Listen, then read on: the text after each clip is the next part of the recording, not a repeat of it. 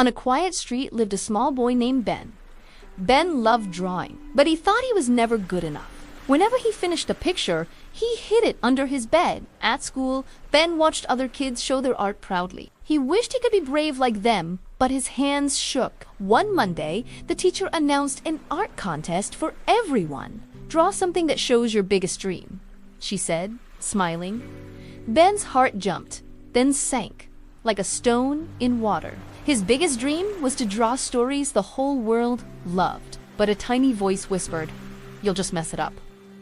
That night, Ben sat at his small wooden desk, thinking. The white paper on the table looked huge and scary. He picked up his pencil, then put it down again. Ben walked to the window and looked at the moon. The moon looked like a soft lamp hanging in the sky. He remembered his grandma's words. "Big journeys start with tiny steps." Ben whispered, "Maybe I can try just one small line." He went back to his desk and drew one gentle curve. It became the top of a hill under the night sky. Then he drew a tiny boy standing on the hill, alone. The tiny boy was looking up at a shining, friendly moon. Ben felt a little spark of courage in his chest. Line by line, the boy grew clearer, braver, more alive. Ben forgot about being scared and just followed his heart. Hours passed, and stars filled the paper all around. The tiny boy now held a pencil glowing like a wand. Under the hill, Ben drew a small town fast asleep. He imagined everyone dreaming, not knowing a big dream was starting. When he finally stopped, the sky outside was turning pale blue. Ben yawned and looked at his drawing with sleepy eyes. It wasn't perfect, but it felt warm and full of hope. He carefully slid the paper into his backpack before bed. At school, his feet felt heavy as stones on the floor. Kids rushed around him, talking loudly about their ideas. Ben sat quietly at his desk, hugging his backpack. The teacher walked by and noticed Ben's nervous, squished-up face. "Big dreams usually come with big butterflies," she whispered kindly. Ben took a deep breath and slowly pulled out his drawing. His hands trembled, but he laid the paper on his desk. The boy on the hill seemed to smile back at him. "You tried," Ben whispered to his drawing, "and so did I when the teacher collected the papers." Ben almost changed his mind, but then he remembered Grandma's tiny steps rule and let go. Days passed, and Ben tried not to think about the contest. He drew small doodles in the corners of his notebooks. Little stars, tiny hills, and brave stick figure heroes appeared. Each doodle felt like another quiet step toward courage. On Friday, the classroom buzzed louder than a busy beehive. The teacher held a stack of colorful drawings in her hands. "I'm proud of every single one of you," she began. Ben's heart pounded like a drum before a big parade. She pinned the drawings to the board, one by one. Ben saw dragons, castles, oceans, and rockets reaching for planets.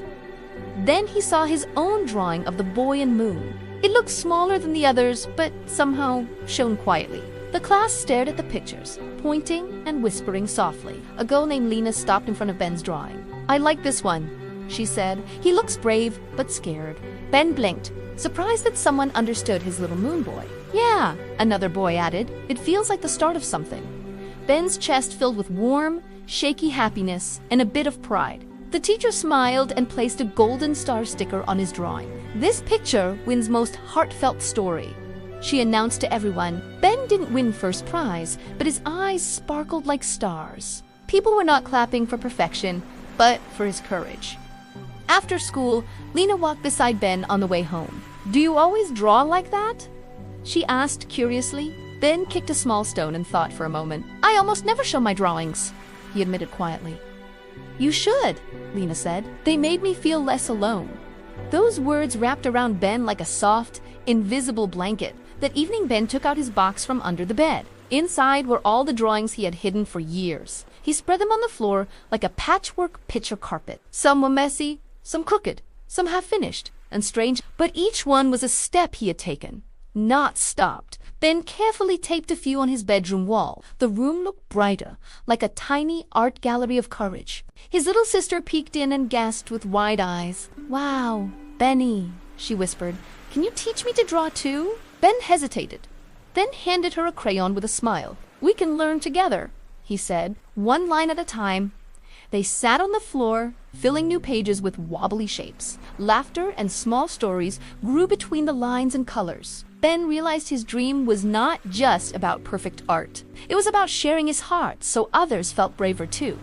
Many months later, the school held a big art show. This time, Ben signed his name in clear letters on his work. He still felt butterflies, but they fluttered like friendly birds now. As parents and kids walked by, Ben stood a little taller.